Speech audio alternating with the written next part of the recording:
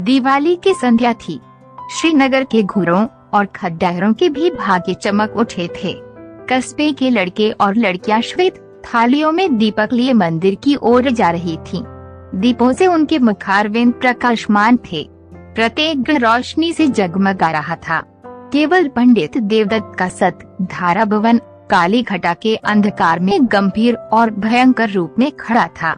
गंभीर इसलिए कि उसे अपनी उन्नति के दिन भूले न थे, भयंकर इसलिए कि यह जगमगाहट मानो उसे चिढ़ा रही थी।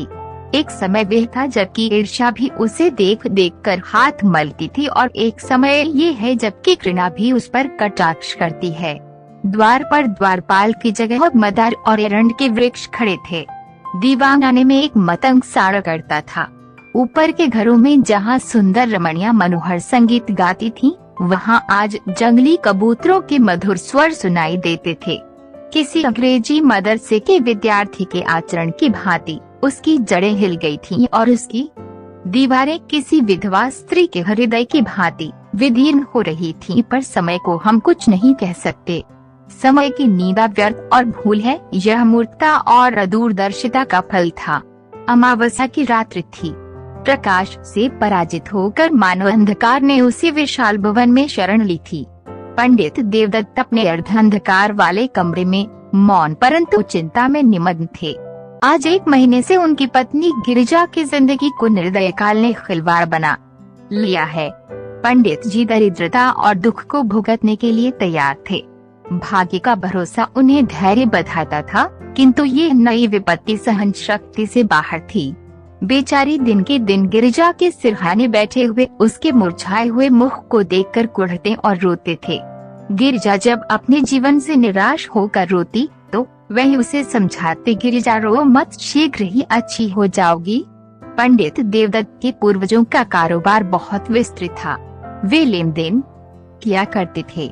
अधिकतर उनके व्यवहार बड़े बड़े चकलेदारों और रजवाड़ों के साथ थे। उस समय ईमान इतना सस्ता नहीं बिकता था। सादे पत्रों पर लाखों की बातें हो जाती थीं। मगर सन 57 ईस्वी के बलवे ने कितनी ही रियासतों और राज्यों को मिटा दिया और उनके साथ तिवारियों का ये धनपूर्ण परिवार भी मिट्टी में मिल गया। खजाना लुट गया, बही खाते पंसारियों के काम आए। जब कुछ शांति हुई, रियासतें फिर संभली तो समय पलट चुका था। वचन लेख के अधीन हो रहा था तथा लेख में भी सादे और रंगीन का भेद होने लगा था। जब देवदत्त ने होश संभाला तब उनके पास इस खद्दाहर के अतिरिक्त और कोई संपत्ति न थी। अब निर्वाह के लिए कोई उपाय न था। कृषि में परिश्रम और कष्ट था। वाणिज्य के लिए धन और बुद्धि की आवश्यकता थी। विद्या भी ऐसी नहीं थी कि कहीं नौकरी करते परिवार की प्रतिष्ठा दान लेने में बाधक थी। अस्तु साल में 2-3 बार अपने पुराने व्यवहारियों के घर बिना बुलाए पाहुनों की भांति जाते और कुछ विदाई तथा मार्ग व्यय पाते उसी पर गुजारा करते। पैतृक प्रतिष्ठा का चिन्ह यदि कुछ शेष था तो वह पुरानी चिट्ठी पत्रियों का ढेर तथा हुंडियों का पुलिंदा, जिनकी स्याही भी उनके मन भाग्य की भांति फीकी पड़ गई थी। पंडित देवदत्त उन्हें प्राणों से भी अधिक प्रिय समझते। द्वितीया के दिन जब घर घर लक्ष्मी की पूजा होती है, पंडित जी ठाट बाट से इन पुलिंदों की पूजा करते। लक्ष्मी न सही, लक्ष्मी का स्मारक चिन्ह ही सही। दूज का दिन पंडित जी की प्रतिष्ठा के श्रद्धा का दिन था। इसे चाहे विडम्बना कहो चाहे मूर्खता, परंतु श्रीमान पंडित महाशय को उन पत्रों पर बड़ा अभिमान था। जब गांव में कोई विवाद छिड़ जाता तो यह सड़े गले कागजों की सेना ही बहुत काम कर जाती और प्रतिवादी शत्रु को हार माननी पड़ती।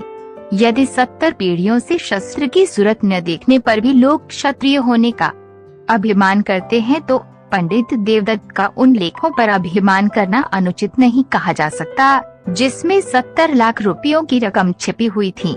वही अमावस्या की रात्रि थी, किंतु दीपमालिका अपनी अल्प जीवनी समाप्त कर चुकी थी। चारों ओर ज्वारियों के लिए ये शकुन की रात्रि थी, क्योंकि आज की हार साल भर की हार होती है। लक्ष्मी के आगमन की धूम थी। कौड़ियों पर अशर्फियां लुट रही थीं। भट्टियों में शराब के बदले पानी बिक रहा था।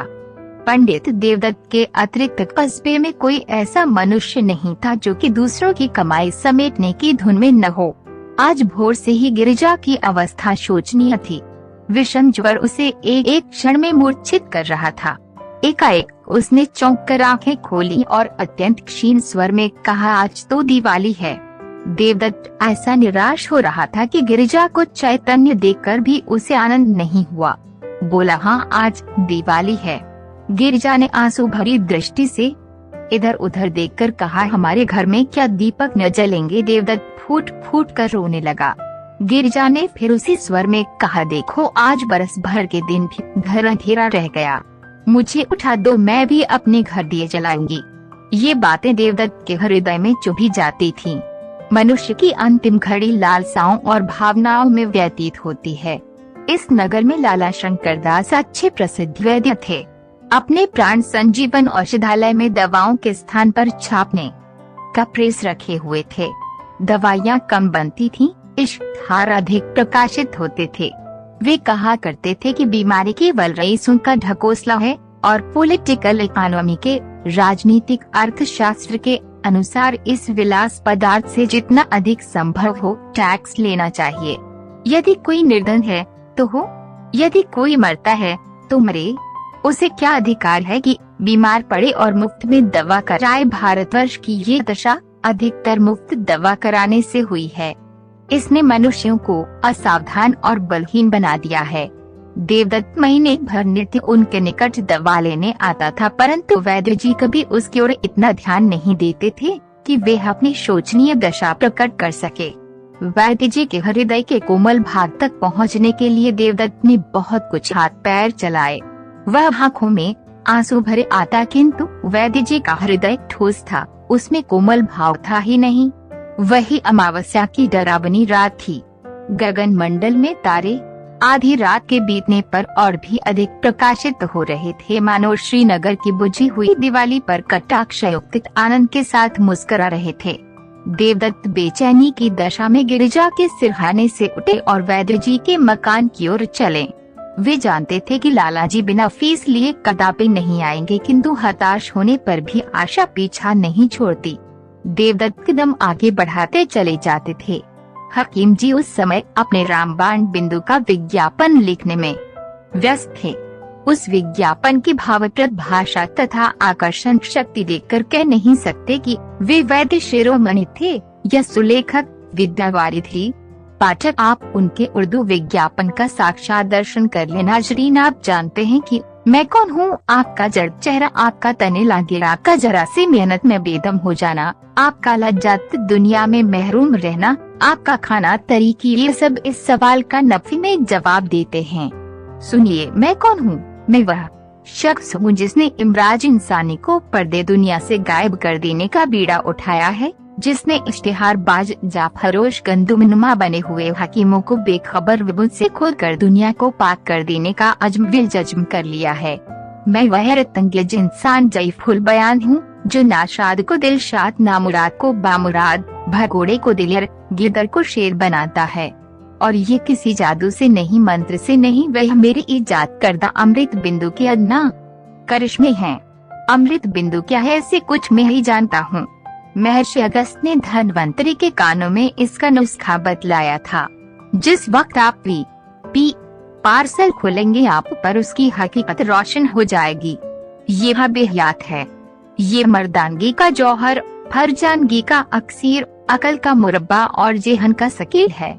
अगर वर्षों की मुशायराबाजी ने भी आपको शायर नहीं बनाया, अगर शबे रोज के रटन पर भी आप इम्तिहान में कामयाब नहीं हो सके, अगर दल्लालों की खुशामद और मुवक्किलों की नाच बर्दारी के बावजूद भी आप हाथे अदालत में भूखे कुत्ते की तरह चक्कर लगाते फिरते हैं, अगर आप गला फाड़ फाड़ चीखने में पर हाथ पैर पटकने पर भी अपनी तकरीर से कोई असर पैदा नहीं कर सकते, तो आप अमृत बिंदु का इस्तेमाल कीजिए।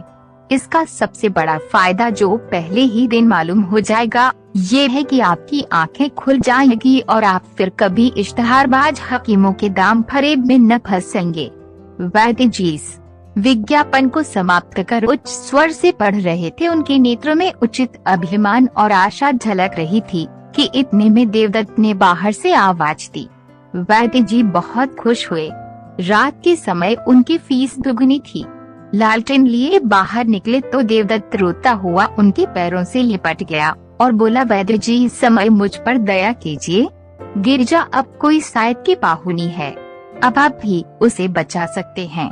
यूं तो मेरे भाग्य में जो लिखा है वही होगा कौन, किंतु इस समय तनिक चलकर आप देख लें तो मेरे दिल का दाह मिट जाएगा।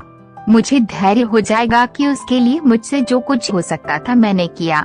परमात्मा जानता है कि मैं इस योग्य नहीं हूँ कि आपकी कुछ सेवा कर सकूं, किंतु जब तक जीऊंगा आपका यश गाऊंगा और आपके इशारों का गुलाम बना रहूंगा। हकीम जी को पहले कुछ तरस आया, किंतु वह जुगनू की चमक थी जो शीघ्र स्वार्थ के विशाल अंधकार में विलीन हो गई। वही अमावस्या की रात्रि थी। वृक्षों पर सन्नाटा छा गया था। जीतने वाले अपने बच्चों को नींद से जगाकर इनाम देते थे। हारने वाले अपनी रुष्ट और क्रोधित स्त्रियों से क्षमा के लिए प्रार्थना कर रहे थे। इतने में घंटी के लगातार शब्द वायु और अंधकार को चीरते हुए कान में आने लगे। उनकी सुहावनी ध्वनि इस निस्तब्ध अवस्था में अत्यंत भली प्रतीत होती थी। ये शब्द समीप हो गए और अंत में पंडित देवदत्त के समीप आकर उस खड्डाहर में डूब गए। पंडित जी उस समय निराशा के अथाह समुद्र में गोते खा रहे थे।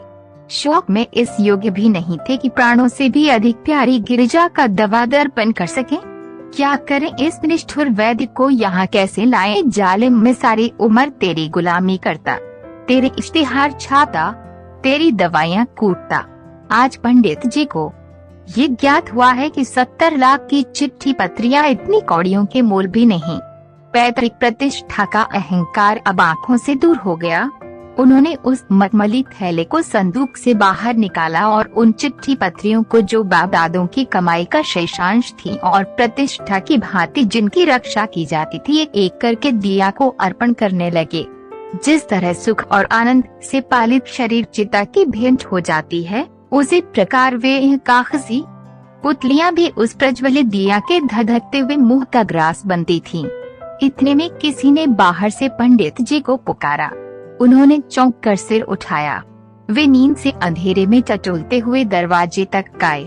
देखा कि कई आदमी हाथ में मशाल लिए हुए खड़े हैं और एक हाथी अपने सूंड से उन एरंड के वृक्षों को उखाड़ रहा है जो द्वार पर द्वारपालों की भांति खड़े थे।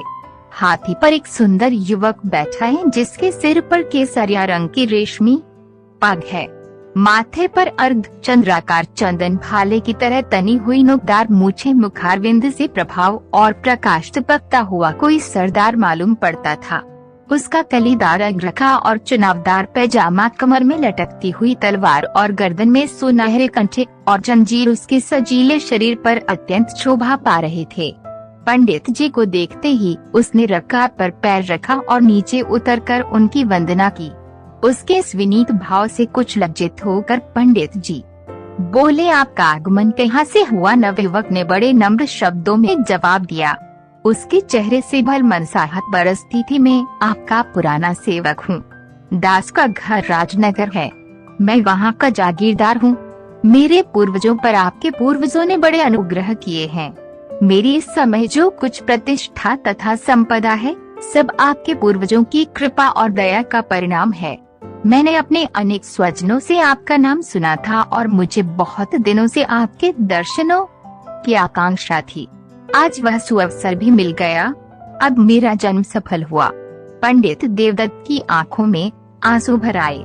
पैतृक प्रतिष्ठा का अभिमान उनके हृदय का कोमल भाग था। वह दीनता जो उनके मुख पर छाई हुई थी, थोड़ी देर के लिए विदा हो गई। वे गंभीर भाव धारण करके बोले, ये आपका अनुग्रह है जो ऐसा कहते हैं, नहीं तो मुझ जैसे कपूत में तो इतनी भी योग्यता नहीं है जो अपने को उन लोगों की संतति कह सकूं। इतने में नौकरों ने आंगन में फर्श बिछा दिया। दोनों आदमी उस पर बैठे और बातें होने लगी। वे बातें जिनका प्रत्येक शब्द पंडित जी के मुख को इस तरह प्रफुल्लित कर रहा था जिस तरह प्रातः काल की वायु फूलों को खिला देती है। पंडित जी के पितामह ने नवयुवक ठाकुर के पितामह को 2500 रुपए कर्ज दिए थे। ठाकुर अब गया में जाकर अपने पूर्वजों का श्राद्ध करना चाहता था, इसलिए जरूरी था कि उसके जिम्मे जो कुछ ऋण हो उसकी एक एक कौड़ी चुका दी जाए। ठाकुर को पुराने बही खाते में यह ऋण दिखाई दिया। 25 के अब 75,000 हो चुके। वही ऋण चुका देने के लिए ठाकुर आया था। धर्म ही वह शक्ति है जो अंतःकरण में ओजस्वी विचारों को पैदा करती है। हाँ, इस विचार को कार्य में लाने के लिए पवित्र और बलवान आत्मा की आवश्यकता है, नहीं तो वे ही विचार क्रूर और पापमय हो जाते हैं। अंत में ठाकुर ने कहा, आपके पास तो वे चिट्ठियाँ होंगी। देवदत्त का दिल बैठ गया। वे संभल कर बोले, संभवतः हो, कुछ कह नहीं सकते। ठाकुर ने लापरवाही से कहा, ढूंढिए, यदि मिल जाए तो हम लेते जाएंगे। पंडित देवदत्त उठे, लेकिन हृदय ठंडा हो रहा था। शंका होने लगी कि कहीं भाग्य अरे बाग न दिखा रहा हो। कौन जाने वह पुर्जा जलकर राख हो गया या नहीं। यदि न मिला तो रुपए कौन देता है।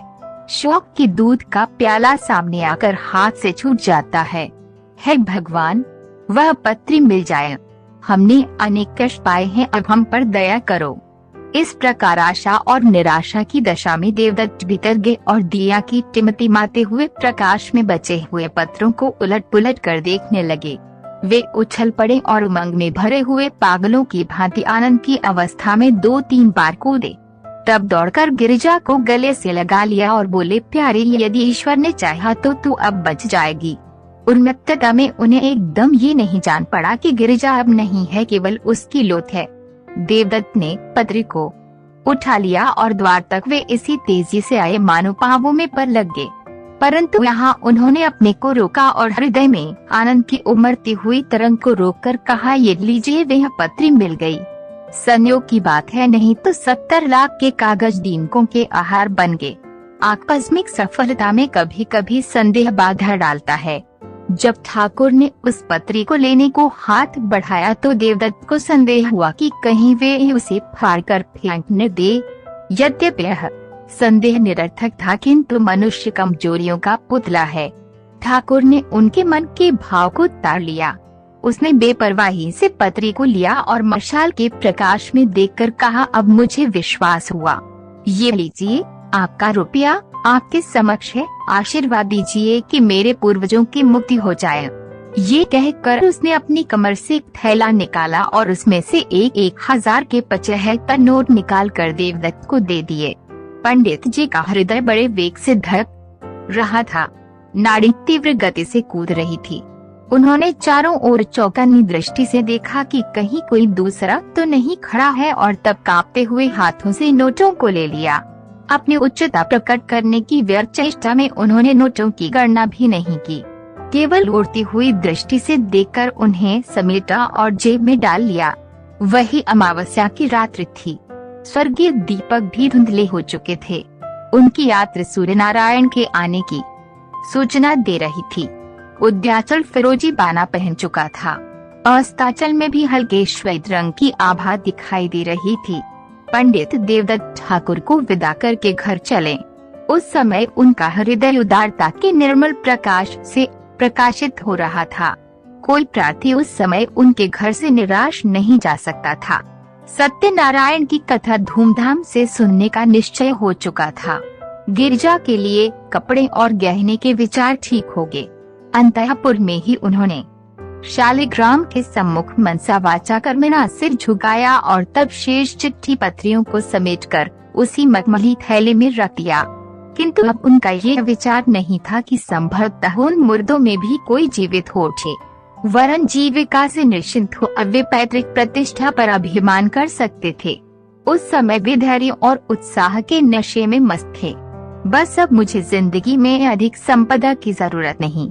ईश्वर ने मुझे इतना दे दिया है, इसमें मेरी और गिरिजा की जिंदगी आनंद से कट जाएगी। उन्हें क्या खबर थी कि गिरिजा की जिंदगी पहले कट चुकी है। उनके दिल में ये विचार गुदगुदा रहा था कि जिस समय गिरिजा इस आनंद समाचार को सुनेगी उस समय अवश्य उठ बैठेगी। चिंता और कष्ट ने ही उसकी ऐसी दुर्गति बना दी है। जिसे भरपेट कभी रोटी नसीब न हुई, जो कभी निराश में धैर्य और निर्धनता के हृदय विदारक बंधन से मुक्त न हुई, उसकी दशा इसके सिवा और हो ही क्या सकती है। ये सोचते हुए वे गिरिजा के पास गए और आहिस्ता से हिलाकर बोले, गिरिजा आंखें खोलो, देखो ईश्वर ने तुम्हारी विनती सुन ली और हमारे ऊपर दया की। कैसी तबीयत है। किंतु जब गिरिजा तनिक भी न मिनकी तब उन्होंने चादर उठा दी और उसके मुंह की ओर देखा। हृदय से एक करुणात्मक ठंडी आ निकली। वे वहीं सिर थाम कर बैठ गए। आंखों से शोणित की बूंदें सी टपक पड़ी। आह, क्या ये संपदा इतने महंगे मूल्य पर मिली है। क्या परमात्मा के दरबार से मुझे इस प्यारी जान का मूल्य दिया गया है। ईश्वर, तुम खूब न्याय करते हो। मुझे गिरिजा की आवश्यकता है, रुपयों की आवश्यकता नहीं। यह सौदा बड़ा महंगा है। अमावस्या की अंधेरी रात गिरिजा के अंधकार में जीवन की भांति समाप्त हो चुकी थी। खेतों में हल चलाने वाले किसान ऊंचे और सुहावने स्वर से गा रहे थे। सर्दी से कांपते हुए बच्चे सूर्य देवता से बाहर निकलने की प्रार्थना कर रहे थे। पनघट पर गांव की अलबेली स्त्रियां जमा हो गई थीं, पानी भरने के लिए नहीं, हंसने के लिए। कोई घड़े को कुएं में डाले हुए अपनी पोपली सास की नकल कर रही थी, कोई खम्भों से चिपटी हुई अपनी सहेली से मुस्कुरा कर प्रेम रहस्य की बातें करती थी। बूढ़ी स्त्रियां पोतों को गोद में लिए अपनी बहुओं को कोस रही थीं कि घंटे भरे हुए अब तक कुएं से नहीं लौटी। किंतु राज वैद्य लाला शंकरदास अभी तक मीठी नींद ले रहे थे। खांसते हुए बच्चे और कराहते हुए बूढ़े उनके औषधालय के द्वार पर जमा हो चले थे। इस भीड़ भर से कुछ दूर पर 2-3 सुंदर किंतु मुरझाए हुए नवयुवक टहल रहे थे और वैद्य जी से एकांत में कुछ बातें किया चाहते थे। इतने में पंडित देवदत्त नंगे सिर नंगे बदन लाल आंखें डरावनी सूरत कागज का एक पुलिंदा लिए दौड़ते हुए आए और औषधालय के द्वार पर इतने जोर से हाथ लगाने लगे कि वैद्य जी चौंक पड़े और कहार को पुकारकर बोले कि दरवाजा खोल दे। कहार महात्मा बड़ी रात गे किसी बिरादरी की पंचायत से लौटे थे। उन्हें दीर्घ निद्रा का रोग था, जो वैद्य जी के लगातार भाषण और फटकार की औषधियों से भी कम न होता था। आप ऐंठते हुए उठे और किवाड़ खोलकर हुक्का चिलम की चिंता में आग ढूंढने चले गए। हकीम जी उठने की चेष्टा कर रहे थे कि सहसा देवदत्त उनके सम्मुख जाकर खड़े हो गए और नोटों का पुलिंदा उनके आगे पटक कर बोले, वैद्य जी, ये 75,000 के नोट हैं। ये आपका पुरस्कार और आपकी फीस है। आप चलकर गिरिजा को देख लीजिए और ऐसा कुछ कीजिए कि वे केवल एक बार आंखें खोल दे। ये उसकी एक दृष्टि पर न्यौछावर है, केवल एक दृष्टि पर। आपको रुपए मनुष्य की जान से प्यारे हैं, वे आपके समक्ष हैं। मुझे गिरिजा की एक चितवन इन रुपयों से कई गुनी प्यारी है। वैद्य जी ने लज्जा में सहानुभूति से देवदत्त की ओर देखा और केवल इतना कहा, मुझे अत्यंत शौक है, सदैव के लिए तुम्हारा अपराधी हूँ, किंतु तुमने मुझे शिक्षा दे दी। ईश्वर ने चाहा तो ऐसी भूल कदापि न होगी।